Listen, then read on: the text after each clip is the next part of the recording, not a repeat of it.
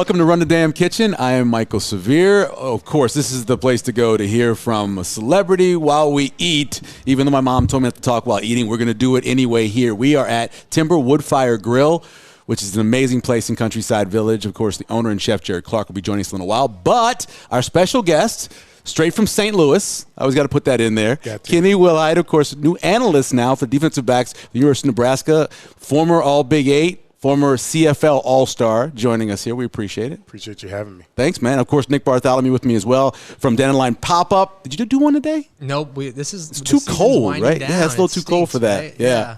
And then Over Easy as well, of course. Doing well. You doing all right? Yeah, it's been a good week. It is good. Good. And it's a beautiful day out here. While we're taping this, it's bye week for you. Yes, sir. What does bye week mean for coaches, though? I know the players get a little chill time, but what do you get? Well, today's off. That's nice. Saturday's off. We're back at it Sunday. Uh-huh. We went Monday, Tuesday, Wednesday of this week. And you're getting ready for a team that's as complete as any team in the Big Ten in Illinois. Oh yeah. Very good team. Yeah. What have you seen from them? Like Bielema, that's 2 years. I mean, that quick turnaround. What have you seen from them? Tough. Yeah. Very physical on both sides of the ball. Good defense. They fly around. Offensively, their running back is very good. So. Yeah. Oh, yeah. Chase Brown's very good. He's very good, yeah.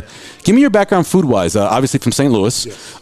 Known for your fried ravioli. Yes. And your special kinds of pizza. Yes. And, of course, St. Louis-style ribs. But what is your food background? Who cooked in your house? Where'd you grow up eating? Well, I grew up in a house of 26 people. So what the hell? Oh, yeah. That's not a house, bro. That's a condominium, at least. People. I mean, minimum. Yep. We lived with my grandparents, my mom's mom and dad. And okay. So we had a menu. Monday, Tuesday was beans and cornbread. Okay. Wednesday may have been neck bone, spaghetti. Thursday was a cold cut sandwich. Friday, you got $2 to go to the local Chinese restaurant to go get a box of rice. If you wanted 2 boxes, you can use both dollars. If you wanted a drink, $1 for a box of rice, $1 for a drink. Saturday was hot dogs and pork and beans. Sunday, you had a well-cooked meal. That was our menu. You should write a book. That alone is the start of a book.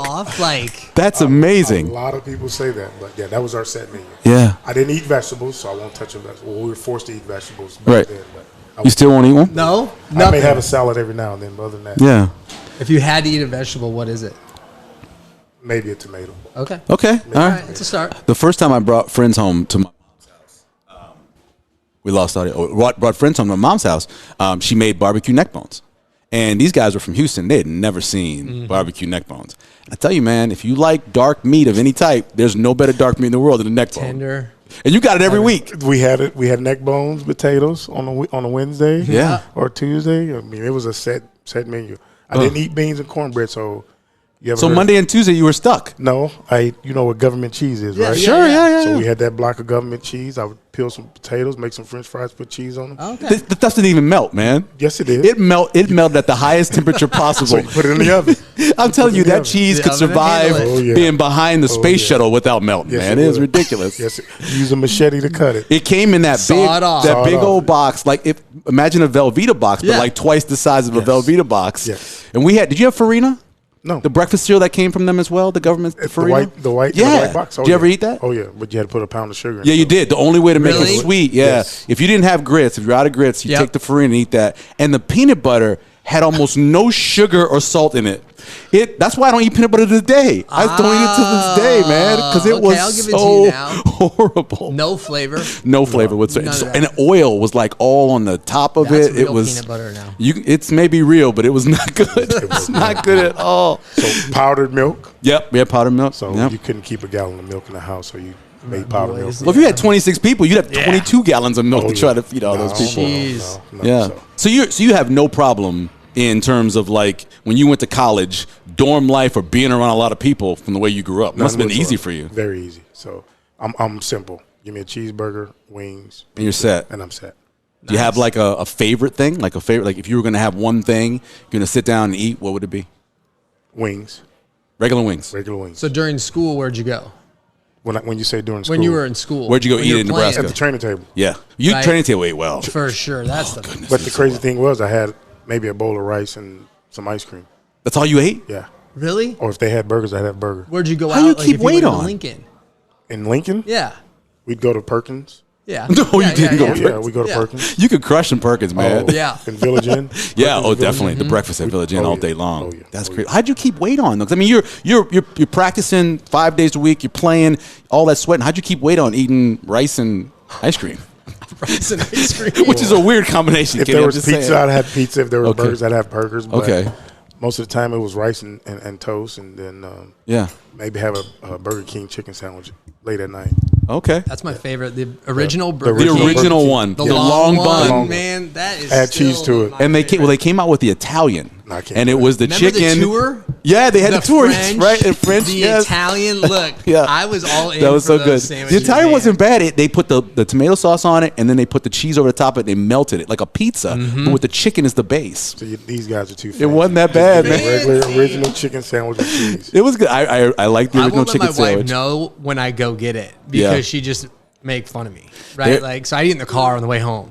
There's a Like, great that's all I TV show. I think it's Netflix. It was called Master of None, and there's a scene where the girl is in the car eating a hamburger because her person that she's in a relationship with is a vegan, and so she's and she's like just Hurry. cherishing every single bite of the hamburger. I can see you heading off not to tell your I wife love what that you're chicken getting. sandwich, and I'm telling you, the marinara sauce on top. It of wasn't bad. Nah, I can't do It wasn't bad, man. I'm here for that. So do you consider marinara sauce a vegetable? Oh, No. but it's tomato. Okay, good. It's tomatoes, tomato. but Yeah. I You guess say you you don't could. eat that. It's I guess you tomato. could, but no. Okay, tell us. Well, food's coming. Let's do that. We'll bring in Look at the we'll bring in timing the of what you chef. brought in. Oh, that's pretty Perfect good. timing. Perfect timing. Yeah. Insane. Chef. I think I heard marinara when I was Oh, walking. Yeah, yeah, you did. Jared Clarke joining us, of course. Originally, Real Car opened that up. Amazing American Kitchen. Now also Timber Woodfire Grill and also Pasta Mora. Now And you're Pasta involved. Mori, Yeah. That's awesome. Yeah, we purchased it a little over a year and a half ago. How are you splitting yourself into 3 people? Very carefully. It is a fine art. When we went from one restaurant to 2 restaurants, it was very difficult. We were told by Steve Buchanan, who owns Buc-ee's. Yeah, sure, yeah. Yeah, he goes. It was like, I think it was our first week open here. He goes, in about a month or 2, you're going to want to talk to me about how hard number 2 is. Yeah, I bet. Yeah. And he gave us some really good advice, and just it's good to see people in this the business world that want to help other people in the business world just be That's cool. successful. So Yeah. It's all about though your staff and having somebody in place. Yeah. That like a manager or whatever for each location. yeah, and that's at the end of the day, it's that was our goal when we took over Pasta Mori, was that we wanted to make sure everyone had a job. That it wasn't going to be we're going to go in there and gut the whole place and change everything, and that's it's change management 101. It's like it works, so why mess it up? Robin's still there? Yeah, Robin's still there. Yeah, Shout out to Robin. Robin and I grew up together. yeah. You grew yeah. up with everybody. Charlie's I'm not on lying. the Lake had Yeah. the Grew greatest up staff with of all everybody. time. Nick is- Henke, Nick Hunt. I mean, these guys are pros at what they do. Because You know how Eve Damon Benning Menard knows was everybody? crazy. He knows all the other people. Yeah. I was a kid working in this industry, and I just stayed in this industry. Gotcha. That's what happened. All right, tell me what you got, Chef. This is awesome. So these are Milanese meatballs. So they're a little bit different than your traditional meatball that you would see in marinara or even at Pasta Mori. We do a very traditional. So we actually buttermilk. We actually buttermilk dip these, and then we fry them. We put them in. Whoa. I fry And my so they meatballs, get yeah. nice and crispy on the outside. Yep. And they're made, primarily with sausage and sopressata.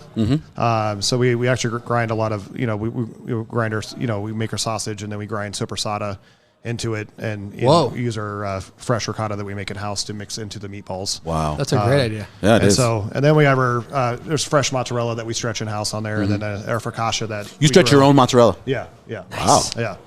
That's Yeah. awesome. A Put some work in. non-Italian restaurant, We- that's impressive. Get you We, over there. we like the pain, so it's the pain of just making. I mean, we just love you, food. brother. I mean, it's It's beautiful. it's kind of the best thing about the partners that I have is we all love food, we love wine, we love Fun. whiskey, fun. Like we really like just hospitality in general. So it's a good feeling that like when we go out to eat or we eat at our places, we do enjoy it. We enjoy our places. Yeah. Well, we were talking about this a couple weeks ago, is that nowadays, especially with the way the economy is, when people go out, they expect the full treatment. Yeah. They don't want skimping on anything. Yeah. They want everything to be perfect. And you can't always get to there, but you can get as close as you can. And, Yeah, you do that with this. You take extra time to make that special Yeah. for that person. Yeah, and that's what we, and I think it's changed a little bit because I know before the pandemic it was kind of morphing into like a lot of fast casual. Yeah. Just no experience, and I think I think it's starting to change. I'm starting to see a lot more Come back. younger guests come in that actually they want to go out and experience things. And I think that's, being cooped up for 2 years is That'll do it.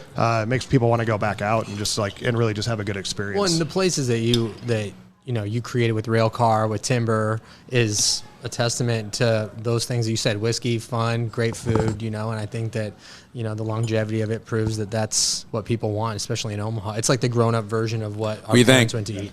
Good, brother. Yeah. That's really good. Bread. It really is. Okay, It really I'm not is. shy. And I believe I'm a fried meatball guy. That's Yeah. how I was taught to make it. The Tringalis taught me how to make meatballs. like, why not? You got to fry it. You put a little bit of flour, however you want to do it. But it just adds that extra crunch to it. And the flavor is just, Oh, my God. is well, ridiculous. that's Are we going to feed him? yeah, go ahead. He'll be Damn, all right. Well, that's it's kind of the old adage: if it doesn't taste good fried, you shouldn't eat it at all. I completely it's- agree with that. As somebody who lived a long time in the South, It's that is fresh, very it's true. thick. I can do this bread alone. Oh, my goodness. This is this better than just having a box of rice? I mean, Oh, this is way better. This is way better. he gave us his menu. He grew up in a house with 26 people, 26. and they had an actual menu every day of the week, from neck bones to Okay. beans and rice to That's okay. it was Right. great. I mean, I would Makes it right. At least you know what you're gonna get. There it is. My favorite night though was the night they gave you guys $2 to go get your Chinese food. Chinese food. You go to the local Chinese restaurant, look like it was in the house. Tell them you want a half order plain fried rice or beef fried rice, chicken fried rice. You walk out the door. What part of St. Louis? In North St. Louis. North St. Louis. About 5 minutes from the stadium, Oh, really? from downtown. Yeah. Have What do you know about St. Louis cooking? Oh, go ahead. I'm sorry. No, I'm sorry. Vivola. It's a sandwich shop in St. Louis right now. That's hot. See, you saying words I can't pronounce. I mean, Okay. that stuff is. It's an Italian The man said family he likes name. simple, right? It's an Simple. Italian family He name. said he You likes said simple. Italian, so no. It's just sandwiches, Simple. right? And so I'm trying to get that. I wanted to get his name's Brett, and he owns it. I I it's, got It's you got now. some cool stuff. I haven't anybody that's been there yet though. I'm working on it. We have to check it out. When he goes back, he gets the regular Yeah, I'm gonna text Burger you. King chicken sandwich without no sauce on it. No, when I go to St. Louis, I get a half order plain fried rice, white capsules, emos. Oh, pizza. Emos, huh? Emos. He doesn't like I'm emos. sorry, Why? no. The sauce? It's the cheese. The cheese. It's the cheese. All right. Provel. It's not really cheese. Yeah, it is. Oh, for sure. In St. Louis? Yes. not really. People cheese. swear by it. So, I know they do. What do you know about St. Louis as a food town? so actually, I actually this summer I actually spent my first night in St. Louis ever. So that Really? was Nice. We were on our way to Indianapolis to see Dave Matthews in concert, and we decided let's go the south route and stay in St. Louis. And Yeah. I'm trying to remember what neighborhood we stayed in, or we stayed downtown, but then we went into a neighborhood that was just south of downtown, pretty walkable area, but it had like a lot of just cool little restaurants and bars. And What is that? Is that the hill? What is that area? Soulard Market? Soulard? Yes, Solar That market. Yeah, I've been reading about that. yeah. Just knew just about real cool. something. You know, we had a Fancy great to me. we had a great time at. It escapes to mind. It was like I think it was called Fox. It was like Fox. I can't remember the last name of the restaurant. But they, I walked in and I'm like, oh, this kind of reminds me of Sternello a little bit. You Nice. know? Oh, okay, yeah. I was like, I kind of get it. You know, and it was kind of cool. Like just real, a smaller Sternello, not as Sternello's a pretty big space. It is a Yeah. big space. Yeah. But it's like it just had that like cool neighborhood vibe. Neighborhood, for sure. Neighborhood, just like in the front had this awesome patio and just semi-open, but it had a semi-open kitchen and you could see the chefs back there. And Cool. They had like a 7-foot chef back there. I was like, Oh, really? Whoa. I was like, wow, that's. Not easy. He's got a knife That's this like- long. His head's in the hood. You Yeah. know what I mean? I was He's like, cooking. I'm 6'3", and Yeah.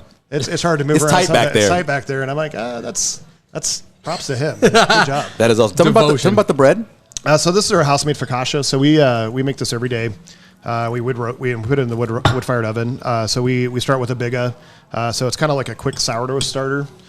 So we sour it overnight so it gets a little bit extra flavor. And we use a fine durum or a semolina fina is also another name for it. It's yeast, Yep. flour, and water. I mean it's the basics It's of it. great. But That's it's pretty good bread. that wood-fired oven, just because it's so hot in there. And we don't do the traditional Italian Naples style, like 900 degrees in there. It's Yep. like everything that I've done, and like with our pizza crust to this bread is designed, the water activity or like the water percentage in it Right. is designed for that temperature. Cool. So it doesn't burn. Right. Like I want char, but I don't want burn. That's what I was going to say about this. It's still soft inside, Yeah. opposed to 'Cause it being cooks so fast. Yeah, that's true. Right, so the water's like stuck in the middle. It's cooking on both ends. That's really cool. That's really good bread. You It know is what? go ahead, take I'm the gonna go bread. ahead and have the last Man, you piece. take the piece of. You can even have a little bit of sauce if you want. Yeah. Maybe a lot Get of in it there is too sauce. if you want to do that. You mentioned neighborhood. And I love this neighborhood. First of all, I have Yeah. friends that live literally on the other side of the It's stadium. getting better every minute and right now. It's so great, and more food coming in here. But you got a mixture of families, but you also have some young families that are Yeah. moving in now with the new houses, right? Yeah, that's been so that was one of the driving when we actually were looking at this place here is I was looking at demographics is it was actually they was starting to reload, I guess call it reloading with people that lived here, that grew up here, and they brought their families back Right. who want to be here. Yeah. And that's always a good sign for a neighborhood. And, and it's, ever since my days in Chicago and coming back here, it's like that was, 12 years ago, the neighborhoods here weren't fully developed yet. And there wasn't really a whole lot of like focus on restaurants in neighborhoods. Yeah, true. And I miss that. I missed walking around and had all these great restaurants and bars. Popping in, popping out. Popping in and popping out. Yeah. It's just having a good time. And, now you're starting to see that really develop here in Omaha. It's like you really start, Dundee really took off, like 7-8 years ago. Yeah. Right. Benson, you Blackstone. Right. This area's always kind of needed something. Yeah. We kind of also felt the same thing as like why Vincenzo's did so well where Railcar is at because it's on an island. There's all these houses around there, and it's like Nowhere to eat. Nowhere else, where are you yeah. going to go? Yeah. Like in a little neighborhood haunt, that's Pasta Mori is the same thing. It's it's a great little hidden gem that. Well, I know people that live in that neighborhood that walk over. Love it. Yeah, That it's just Think about walk over. Jaipur Yeah. and the longevity of the Jaipur. Come on. But it's kind of our trend of like what we like to do and what we do. We like neighborhoods. Yeah. It's Makes That's it what special. Omaha makes it cool. Yeah, it does make it cool. So how'd you end up here? How'd you end up at the University of Nebraska? You're in St. Louis. You're in the house with 26 people. Obviously, you're a good high school player. Well, I had to how do you- go to said you junior were college good. route. Okay, you so went I to junior played college. quarterback at Dodge City Community College. Nebraska came calling after 2 years there, and I'll tell you an interesting story. Okay. You know who John Gruden is, right? I know him well. So he was an assistant at the University of Pacific Okay. at that time. Came down between University of Pacific and Nebraska. No way. Yes. You really thought I may go to Pacific Because of the relationship he With John Gruden. developed with me in the recruiting process. Did you play Yeah. Pacific? No. At any point in time when you were at Nebraska? Nope. You were already gone. I was already gone. You were already Okay, gone, yeah. got it. So You know, Damon Benning ended Pacific's program, by the way. What? Just joke. Sorry, go ahead. so I thought, you know, well, you got to give him some love. that's a big deal. you take your official visits, Yeah. and then you go back and they call you. But I'm like, hold on, they need to go to my neighborhood, sit in my house with my family. Right. So I told John Gruden to tell his head coach he needs to go to St. Louis and visit my family.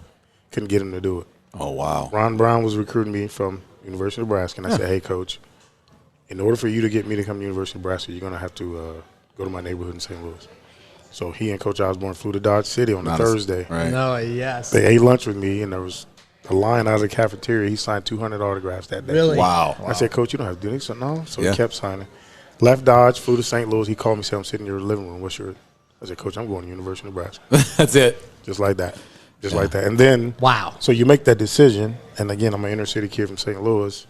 I came my recruiting visit. So the summer, and after graduating junior college, before reporting to Nebraska, I get shot. Oh, yeah, I remember. And my mom said, we're getting you out of here. So we drove up early. Coach Osborne and Coach Brown met me at the apartment they was going to put me in, and then my mom said, tell him. And I was like, nah, I'm good. She said, no, he needs to know. So I said, Coach, I got shot yesterday. And he looked me dead in my eye and said, with a needle? And I said, nah, Coach, nah. So luckily it was in my arm, and that's where it is. And and then the bullet's still next to my bone. Really? Yeah, so I raised up my arm. It was bandaged. I said, it's bullets there. The doctor said it'll be fine. Just need to rest it. He looked at my mom and goes, do you mind if we keep him here and get him graduated and get you guys out of the neighborhood? That's when I knew I made the right decision. Dang. Yeah. Because it was more about me as a person, not just me as a football player. Yeah, he could relate to anybody, right? Those words had Grandparents, weight, little though. kids, it I doesn't mean, matter. Yes. That's anybody. You know what I Yes. mean? Yeah. That you say that to anybody, those words stick with you. Yes. Yeah. So But sometimes, some people you don't have to say it to. Yeah. But he was in the place where it had to be said, and obviously Osborne had probably seen it before, Yep. with other kids coming from tough neighborhoods. And so Dang. that's incredible. That's a great story. yes. And then you get to Nebraska, and immediately it was comfortable, or Yeah, tough because decision? again, as an inner city kid, well, you don't know this story, but growing up, I went to an all-white high school. Okay, so did I. I was bused 30 miles outside of Oh, city wow. limits. Yeah, I had to get up at like 4:30 in the morning. Is this like 88, 89? It's 84. My freshman year was high school. Freshman. Okay, so you 84. you graduated in 88. Okay. Yep. I went to Oakville, and they just started the desegregation program there. Yeah. So I went there 4 years, and I had to adapt to that. Of course, you were called kind of names that you Yeah. you don't want to repeat. But then when I go to Dodge City, I'm like, I thought of it as a 2-year bid. Sure. Do my 2 years and get where I wanted to go. Yeah, you like going to jail. Yeah. So, so that is crazy. I mean, Dodge City is way out there. Yeah. So I've heard stories. yeah. So finished my 2 years there, and I mean, the adaptation for me is easy after going to my high school that I went to. So when I came to Nebraska, I was like, okay, focus. In order to be who I want to be, I got to stay focused and do what I need to do. So I had the red shirt in '90. Practice against. There was 8 draft picks on that defense, so I was on the offense as a scout team receiver. Yeah. And I practiced. Yes, and I practiced against those guys every day, and I wanted to beat them every day. So my competitiveness and their competitiveness made me realize where I need to go to be a Nebraska football player. Yeah. So in '91, I switched from receiver to defensive back. I backed up 2 seniors, Curtis Cotton and Tyrone Leggett. Both of those guys were drafted in '91, so they taught me how to be a defensive back because I was a quarterback and I wanted to play quarterback. Yeah. So, but they taught me how to be a defensive back. Led the league in the interceptions that year. Yeah. 6 interceptions after 8 games. Right. Tore my ACL. Uh-huh. Yep. So It was after the Kansas after the KU game. KU game. I had 2 remember. interceptions. 2 picks in that game, yeah. Was that in Lincoln? No, it was in it was down Kansas, in yeah. Lawrence. Yep.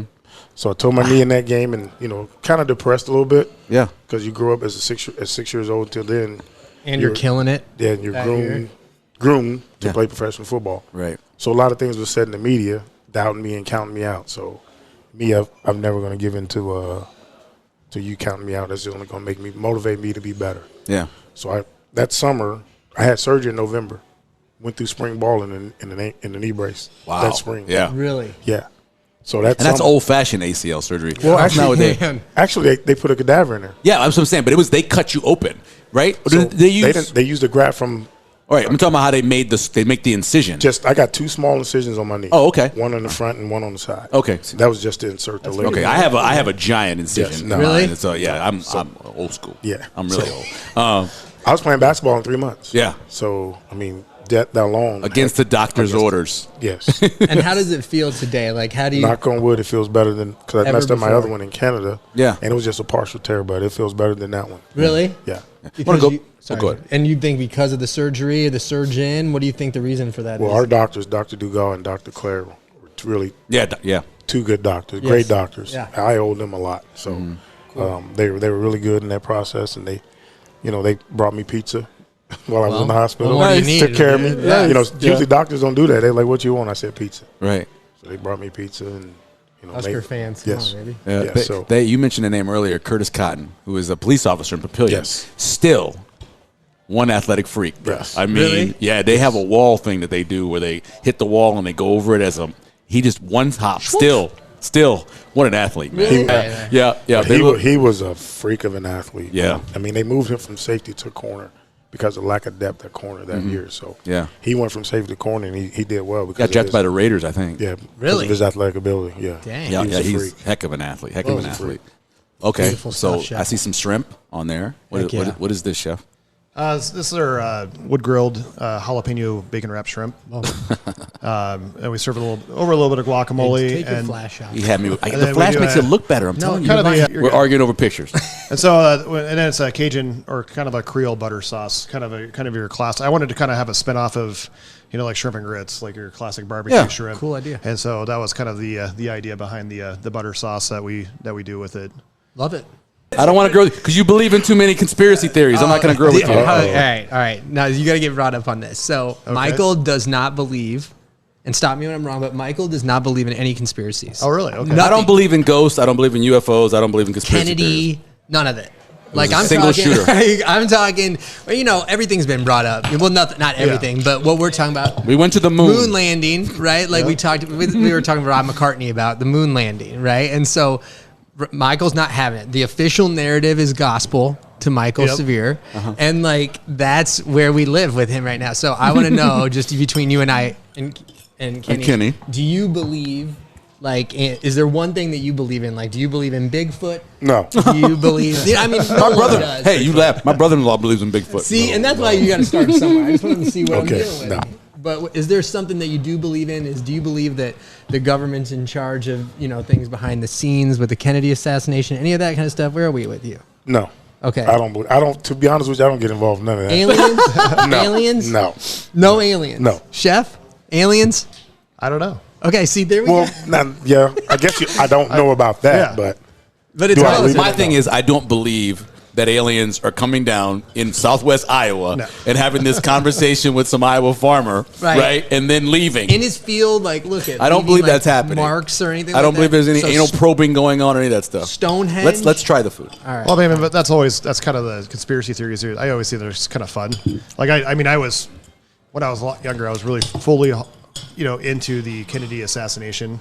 It's super interesting. Like when you go through the entire history of like just what they did to even to see what happened. Yeah, the investigation. The investigation totally. in general Committee. was Right. insane. Yeah. And the investigation really never wrapped up until the 80s. Whoa, I didn't know that. Until like it was like 80. Yeah. I think it was like 83 was Whoa. they finally like closed the file. And that's kind of where that like JFK the movie kind of left off. When was did kinda that movie come out? That was what 90, probably in the mid 90s. That 94. movie had me spooked. Did it really? Oh man, that was like an Didn't intense spook movie. me at all. And there's also that kind of natural distrust of like understand like the government telling you everything you need to know. Sure. There's just it's just people have feelings. Like they're Sure, like, yeah. I don't know. I think it might be like this, and you're like, and I get it. Yeah. Like more, I've kind of backed off a lot of conspiracies as I got older, just because I don't know. I just lost a luster. Or with age comes wisdom. Or One of maybe those two. This is not funny. If I'm wise, Okay, yes. do not laugh at that because I was also in the military. And so I told nobody had to tell me get a shot twice. I've had hundreds of shots. Yeah. I've never you don't have to tell me get a shot twice. I've got shots. I would probably. By the way, I've never tested positive for COVID. I believe it's because of all those shots I got in the military. Nice. Well, that's that's luck. what I believe. It's Mental luck. strain. Yeah, mental strain. So when you look at a dish like this, you were trying to highlight the shrimp, the oven, what you could do with it. With the oven, what were you looking to highlight? kind of a combination of everything because it's 'cause I do have I love live fire. It's the flavor. Like the wood we use is all oak, so we don't get a whole lot of flavor of it, but it's just enough to flavor the food. Because I'm not looking to be a smokehouse or anything. Right. It's so I want to accentuate all the ingredients that are there. Add to the bacon, add to the guacamole, add to the sauce. It's just elevating a little bit of everything that's in there to make it a better dish. Well, and the char is the flavor in lots of that case. Yeah. You know what I mean? So that's excellent, and that's what I look for on any live fire. And that's and like the like I have a soft spot for Cajun food, so it's hard not to throw some Cajun food in occasionally. Here I'm and with there. you. I'm with you on Oh, that. here we go. I'm with speaking you his on that. language Here we now. go. No, look, see, so hold on. I grew up eating Creole food. Right. Just so now we didn't eat as much Different. Cajun Yep. food. I didn't have Cajun food until later in life. Oh. Because Creole food was what we ate at my grandma's house and everything else. But Right. then you started having Cajun food when it became popular everywhere else in the country. Yep. Everywhere All of a else. sudden, everywhere Yeah. else. It became. I was living in Houston. And a place called Chafalaya opened up, and Chafalaya had this, straight Cajun kind of food. And I was like, okay, this is different. This is different than what the Creoles made a lot of times. And So there's no overlap? it's a little bit. I mean, it's a lot of rice in everything. We had rice for breakfast. We had rice for What? lunch. We had rice, eggs, bell pepper, onion, garlic. That was breakfast. That was that one sounds of the alright. breakfasts we had. So yeah, Well, we even- had. Go ahead. Even like in Houston, like it's I was down there this summer and finally got to try Viet Cajun. Oh yeah. That's Now they it's cover so it with freaking butter good. and garlic, and they And- just cover it with. Oh, that. I don't know that. Spicy. Yeah. It is amazing. So Like you know crab how boil? you have Yeah, crawfish. like crab boil, you just yeah. normally boil crawfish. Yeah, and yeah. They have the potatoes and the sausage. They take it and then they make like this garlic butter stuff. They pour it like they'll put it in a bag. And Is you that get what I've this- seen of the lobster? They're doing it like on lobster now. They're like Yep. dipping it. And and they stuff do a like little bit that? of everything now. It's Yeah, I've had it I've on never- crab and I've had it on crawfish. I've never had it on. Yeah, and Maybe it's too fancy. it's super It's spicy. too fancy. It is? Actually, it's, That's the way I it's the like least it. fancy. They put it in Like- a glad lock bag. Tie it And off. they hand it to you. They tie it off, and they say, "Here, take this with you." Yeah, they it's do. not fancy at all. No plates, nothing. It's just seafood and some crazy sauce. And some Well, crazy. I'm gonna tell you right now, I'm not eating nothing that has eyes on it. Where? So crawfish. Oh, really? lobster. Well, we take the head off the crawfish. That's but not- we You can gotta take the it head off. It's gotta We'll be give- we'll gone give you before just I a get it tail. on you my gotta, plate. you gotta suck the inside out. See that? I believe in sucking the head. I got no problem crab with that. fried rice? None of that? Huh? Crab fried rice? None of that? It's already the meat's already out of the crab. Yeah. I'll eat so that. it's okay. Okay, all right. We But so if it's right there, no. my wife is from this area. Yeah. So she had never had crawfish, obviously, and she went to Tulane to get her master's, and so she had to. And this, cool. this is how it worked. We have it on a table, and I'm peeling for me and her. So she don't have to worry about touching the head or Yeah. peel. I peel for her and me at the same Right. time, and just that makes it That's a easier. loving Gotta, marriage. gotta reap the benefits of the just having the crawfish meat. Exactly. She just Right. got the meat, and she was good with it. I was no problem. Hey, I spent I don't know how many hours in the kitchen with my grandmother because she made crawfish bis. And the crawfish bisque involved peeling all the crawfish. Nice. 60 pounds of crawfish we would peel, me and my cousin Corey, and we would just be peeling. And if you messed up the tail, like it wasn't perfect when it came out, it was on. And then it'd be do the meringue with the sugar. Oh, you can do that? Oh, yeah, with the Now, hand. that's pretty no talented. beater. And then we had to crush the pecans to make the pecan pie. And we everything. The kids' job was to make all of the hard oysters.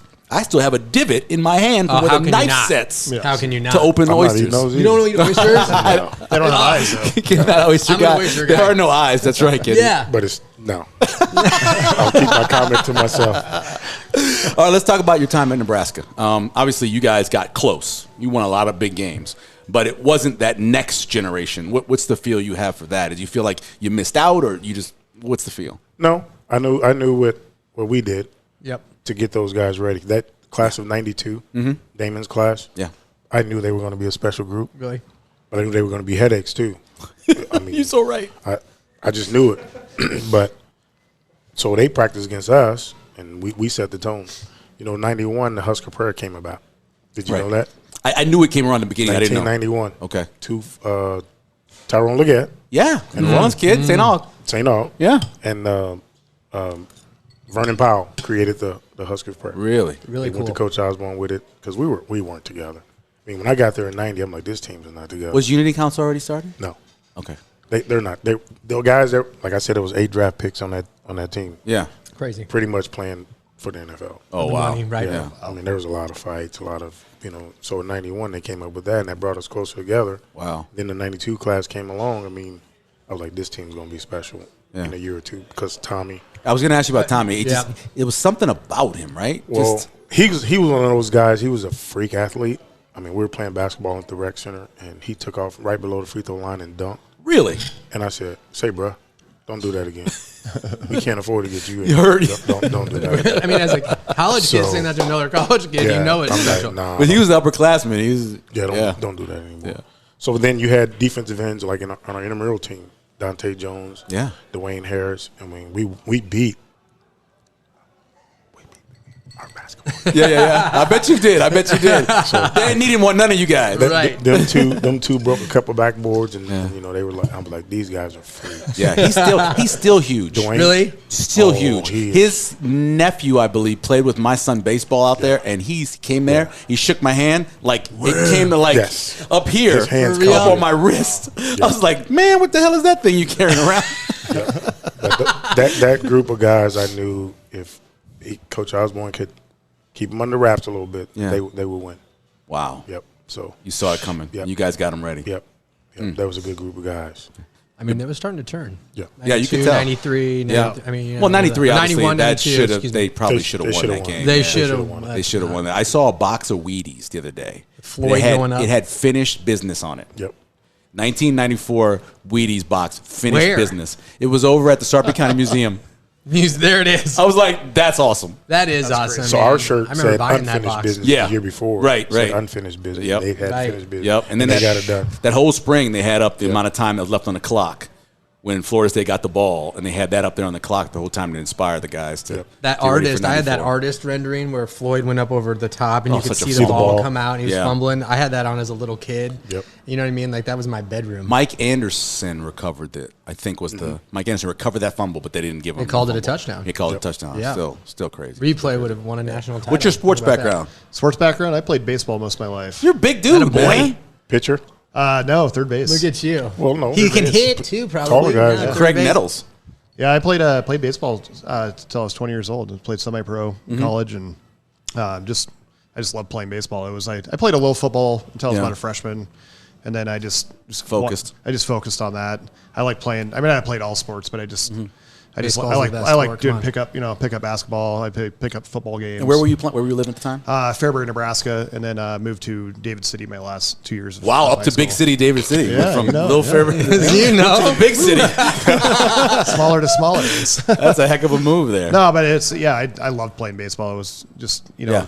it's just a great sport. It's just like football. It's like you get a lot of teamwork, a lot of just Sure. camaraderie with everyone. And Yeah, it's the most intriguing sport in the world because at the plate you're by yourself. It's all you. Yep. But then in the field you got to count on the person. a mind game It's all so the way different through. than any other thing. well, it's funny. I like try to explain to people that I try to explain to my daughter, and she plays club volleyball now. It's like you gotta drown the noise out. And it's she goes, "What do you mean?" I go, when you're actually on the court, you don't notice anybody, you don't notice anything. And it's same thing as baseball. It's like I learned early on. It's like, you know what, when I'm on the field, I don't even know if my parents are in the stands. I'm just that focused. Because it's just. I wish that was true. Like with my 12-year-old team, these parents are crazy. Oh, I've seen them.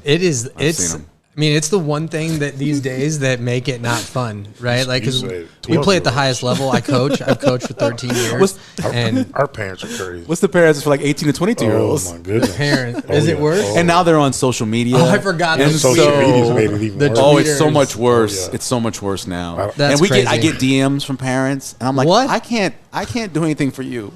I like your boy. I like your player. I can't do anything for you. I really can't. It's crazy. I mean, it is to the point where parents will, the parents are getting into the stands. Well, there was a shooting just the other day in Cincinnati. What? Another one, yeah. Killed after practice. That's crazy. Yeah, another one. I mean, that's weird. It's really weird. And let me say this, like the old school coaching habits that we all grew up you in can't do that anymore. is absolutely called old school. Like to its face, up and down. Like if you run laps with kids after games, it's like frowned upon because sooner or later one of these parents is going to come over and get upset because of one reason or another. Yeah. And like running laps, you know what I mean? Think about just as that was basic, run stairs and laps. come on, that doesn't matter what level you were at. Yeah. Running laps was running laps. You did that in physical ed. Yeah, you know what I mean? And it's turned itself into a weird place out there. And it's a shame. I hope it comes back faster, like what we knew. That's weird because I just sit there, I'm sure my daughters don't think I enjoy going to their games because I just sit there and I watch. You're just quiet, Yeah, I just watch and clap. You're the minority now, man. And Thank you for that. Then I talked to after the game. I was just like, well, how do you think you played? Yeah. What do you think you could do better? Yeah. I like him as a That's player. It's old school now. Isn't that crazy? Yeah. Isn't that crazy? But let me say this. One of my catchers, that I started with when I was 8, I got an email from my organization at UBA. They said, hey, this kid didn't make pace setters. He did make gladiators, which is what I coach. And he said, watch out, he's a troublemaker. He sent this tweet. He's 8 years old, by the way. He sent this tweet to the pace setter organization that's basically said, F you. Right, at 8 years old. Yeah. So we took on this kid. He's one of the most lovable kids you'll ever know. And oh, by the way, as of today, he's the sous chef at Over Easy. Really? He came up. He goes to Iowa Western. Yeah. He still plays some ball, Nice. when he can. Not on the team this year, but he went straight to work. And he grew from dishwasher to sous chef in probably 6-7 months because he's dedicated and he focuses. So Sometimes they just need direction. That's all they need. Direction. there needs to be more of it. There needs to be a lot more of it. We're at a unique time. You mentioned that 91, 92 classes. There's a lot of local kids. We're seeing the development of a heck of a couple of classes right now, right? Oh, yeah. Locally, statewide. Yeah. I mean, 2 years ago, this year, and then looking ahead. Oh, yeah. There's some really good talent in the state right now. Yeah. How hard is it to keep them here? Because everybody's coming looking now. It's not like it was back in the day. No. Yeah. You got North Dakota State, South Dakota State, Ohio U, KU, Wyoming. K-State, Wyoming. Yeah. So you got to do your job. Yeah. Got to keep them home. Yeah. And ask them to walk on and pay to. By the way, my kid's a junior now. I've been looking into tuition. It's expensive. Kid better get 31 on his ACT. He's not going to school. But yeah, man. It's expensive. If somebody's going to give them a scholarship at a lower level, it's hard to make that decision. Got to take it. Got to take it. Yeah. Money for school makes you better regardless. Why do you think right now we're getting this run of really talented kids? How much do you think it's like the development of like the Warren Academies and that kind of stuff, or is it? It's playing a good part of it, because they're doing it all year round now. Yeah. The southern schools do it all year round. IMGs and all that. Yeah. IMGs, Florida, Texas. Yeah. They do it all year round. So now those kids have an opportunity to go to places like that and train and work on their craft. Yeah. It's funny you said earlier, I forgot about this. You said that you got bused to a different school. Mickey's dad made him go to an all-white school so he could get that experience of not being in one position in New Orleans and having that too. It saved my life. It saved my life. I'm the oldest of 4 boys. Yeah. The only one graduated high school. Whoa. Yep. So I love my brothers to death.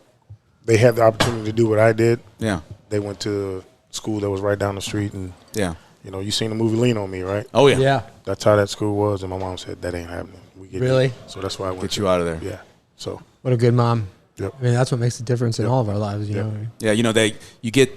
I don't know if you got this feedback, but the people in your neighborhood are like, "Oh, you off going to that so and so school." Sometimes that happens, and then you're like, "Hey, look, my parents are trying to do the best for me to get me out of here." You get it. I still get it to this day. Oh, you went out to Oakville. Okay, well, Oakville gave me an opportunity to get to college. Yeah. Not that the other school wouldn't have, but and excel and have a job that takes care of your my, family. My mom had that feeling, mom's intuition. So Yeah. she had that feeling. Good And work, I Mom. wouldn't change it for nothing in the world. So Yeah, and no offense to public schools, they do a great job Yes, here. they do. But in New Orleans, my mom was like, "You're not going to public school. There's no way." Yep. Looking like I do? Psst, no, you know. Yep. No. So she worked a second job. She worked at in the mall at the Bath and Body kind of place. She worked there so she could have much money. And I bust tables at lunch to get money off of my tuition to go to school. Better go to Catholic lives. school. yeah, you paid for it. I didn't have to pay for it. So Yeah. kudos to your mom Yeah. and For yourself sure. for that. But Right.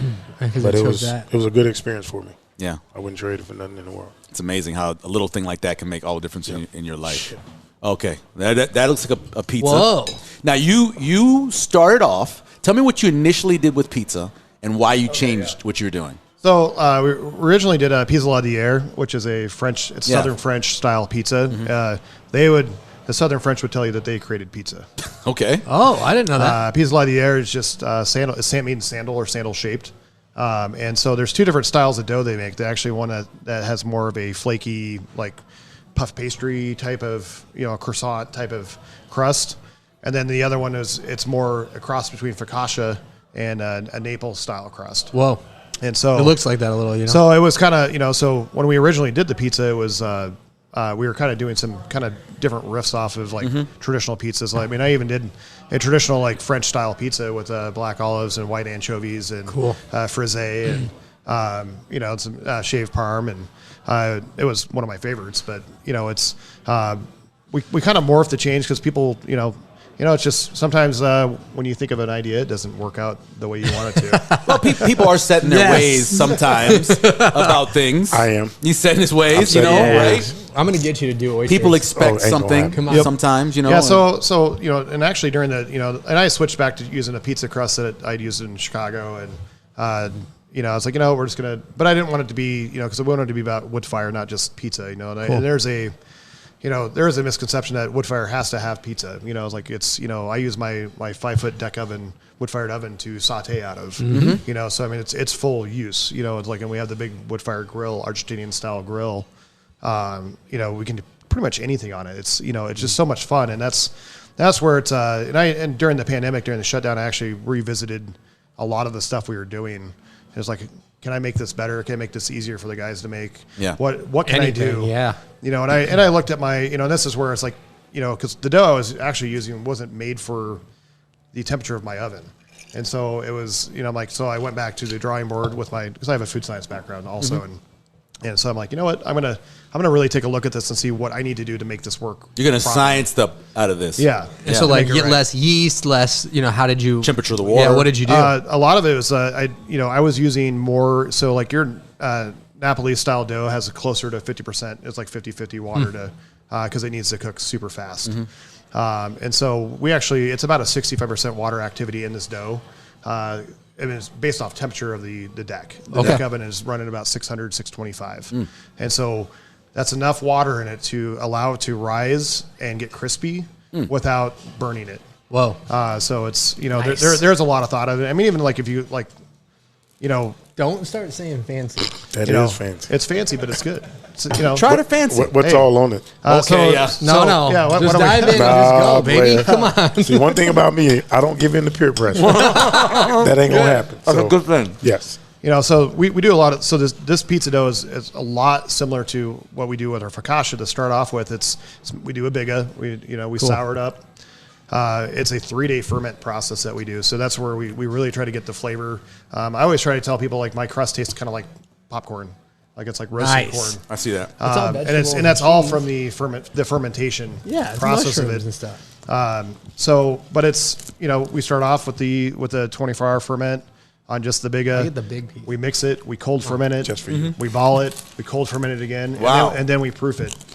On How long top, do you proof it? we In proof- the walk-on or out of the walk-on? out of the walk-in for about Oh, okay. an hour. Wow. So you get a lot of flavor development because you're just using that yeast to like you're slowing the process of like how it actually eats that the sugar that's left over in the flour.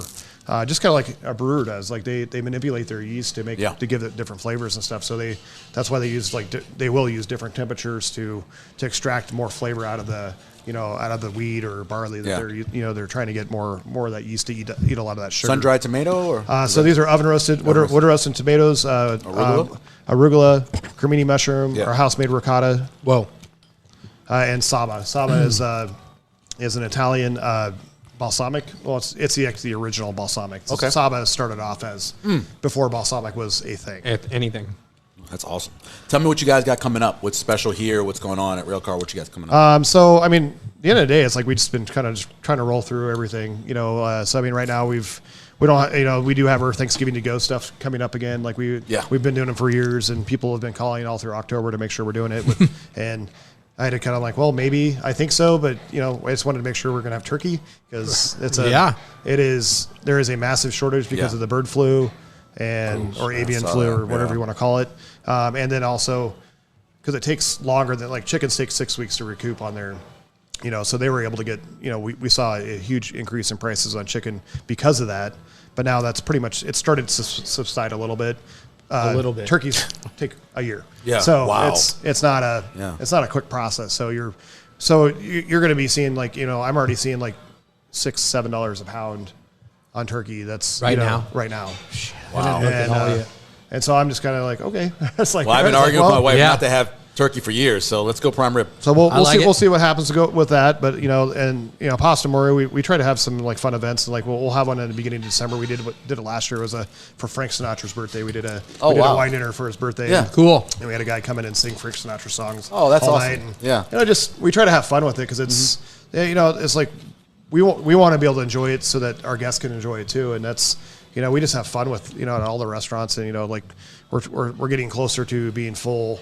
We're trying to get back to a point where Leo, who owned Pasta Mori, when he first opened, it was all fresh pasta. All of it was like his dad actually. Yeah. Was it the only place in Omaha at that time? Yeah, it was like 87 when they opened. They were making. You can really tell the difference, man. Oh man, you've always been able to. And so we're about 30% there, but we have the ability to do it all. It's just we have to figure out the logistics how to get back there because it's kind of funny. It's like we still have the machines that his dad worked on. Right, yeah. He would tell stories how they'd roll it out front into the dining room, make pasta, and smoke cigarettes, drink red wine. It's definitely a different time. So it's kind of cool, and that's that adventure's been a lot of fun just because there's a lot of memories with a lot of people in town that it's one of those icon restaurants. It is. That you're just like it gives you that kind of warm feeling like La Soleil's, and it's like totally. So and we're losing those places, man. Yeah, we're losing. But it's fun. It's like. We're pretty privileged to I feel pretty good that we were able to save that one. And I was going to say, and what I've seen a lot in the 9 years that I've been doing restaurants is that when I started, I don't feel like anybody bought the old ones, you know what I mean, and tried to save them and tried to preserve that. I feel like maybe 1 out of 25, 50, maybe. Now it's not like that. You know what I mean? As soon as Julio's went down, I bought B&G. Right. You know what I mean? And preserving that history has all of a sudden become something that's important to all of us because of those memories, right? Those are the connections we have to our moms and dads, our family members, whatever. And so kudos to you for keeping that tradition rolling. Yeah, because the ones we lost, like Hurrdat's, I still miss going over there on Wednesday nights and getting the pan fried chicken. It's right down from me. Jenny, we get calls all the time about Hurrdat's, or even just like, does anybody serve Bavarian food in town? You have to go west a little bit, but there's a lot of little towns just northwest of here that dumplings and all that. That potato salad, I love. Oh man, just go have a good meal on a weekend. I know. Yep. Chef, we appreciate it. Thanks for letting us come in. And this place is awesome. I bring my wife here. And the brunch. You figured out. I remember you were having trouble figuring out how you can do eggs early on. Poach. Yeah, figure out how to do eggs early on. You got it figured out. Yeah, it took a little bit, but that was kind of that challenge of. You know what? This is we don't have the traditional setup for a kitchen, so it's we got to think outside the box and think kind of like you're cooking outside. You figured it out, man. It's been endearing to the neighborhood and makes for a cool area. So Kenny, you got 5 games left, right? Mm-hmm. And obviously in a unique situation. What's your feel about what you guys have been able to do so far and what you can do over the rest of this? Love it. I love what we've been able to do so far. I think we got to take it 1 week at a time. 1 game at a time, make sure the kids are healed up as much as possible and make a run at it. I know that Mickey didn't want to point this out because it's all about the team, but it means a lot, I think, to have an African-American in charge of any program at the University of Nebraska. It's never happened before, but in charge of the football program. Your feel, I mean, because it does give people the aspiration of going, you can be where that guy is. Yes. What's your feel about having Mickey in charge? Well, Mickey's a teammate of mine. Yeah. So I consider him a good friend, a brother. I think he's handled it well. I think he reached out to the right people he needed to reach out to for guidance, a la Coach Osborne. Mm-hmm. I think he's done a great job. I think he has the kids where we're in a good place. They believe in him. He believes in them. He keeps putting his arms around them. So, yeah. Yep. I like what he said today about the lame duck staff with the recruiting. Or was that yesterday? He said it for a couple different times, yeah. I mean, I like that he's willing to stand up for himself in that way, you know what I mean, and lobby for himself, because he's done a phenomenal job, obviously, and we're Mickey fans on this show. But, I mean, that's a ballsy thing to do when you're applying for a job, and kudos to him for being the man he is. Besides being from New Orleans, that's why he's the way he is. But what is it about his attitude that so many people seem to draw to him? Because even the fan base, I think, has kind of turned like, we want Mickey to be the head coach. Because he's real. He's genuine. Yeah. He's not going to be something he's not. He's going to always be Mickey Joseph. Yeah. That brash, Well, he does what he says he's going to do. Yes. That's follow through. Not a lot of people do that anymore. No, he's a man of his word. So, yep. It's amazing. It really is. So all you had to do is bring in some good leadership, move some stuff around. I want to say, dining for, it's getting towards holiday time, and we're doing the Dining for Dignity stuff for Santa Francis House. So cool. Yeah. if we can get anybody, out there to help us with the Santa Francis House stuff, we'd love to have you down and kind of see what that kitchen looks like, because they're doing a phenomenal job down there. Yeah. Everything's in place for you. It's just kind of one meal, but shout out to Santa Francis House and going into that time. That's going to be cool. Yeah. Appreciate it. Again, Excellent. Chef, we appreciate it. Thank you. Kenny, we appreciate you So coming. beautiful. Telling Thanks me for having us. stories I haven't heard before, which is rare because I've heard all your guys' stories. But telling ones that I haven't heard before, that's pretty awesome. Good ones, man. There's Thanks, a lot man. of them. Yeah, I know. Yep. We may have to do it again. There Get some won't more be a stories. 30 for 30 on Nebraska, that's for sure. I know. Look, man, a lot of people are very sad about that. Don't be. Really? Really? You don't want to know. Hey, look, man, they aired all of Miami's dirty laundry out there. That's Miami. Yeah, they aired all. You can't air this. Miami. You can't air this one. There's no dirty laundry to air. Oh, okay. All right. I love that. There's no dirty laundry to air. clean. Slightly soiled laundry. There we go.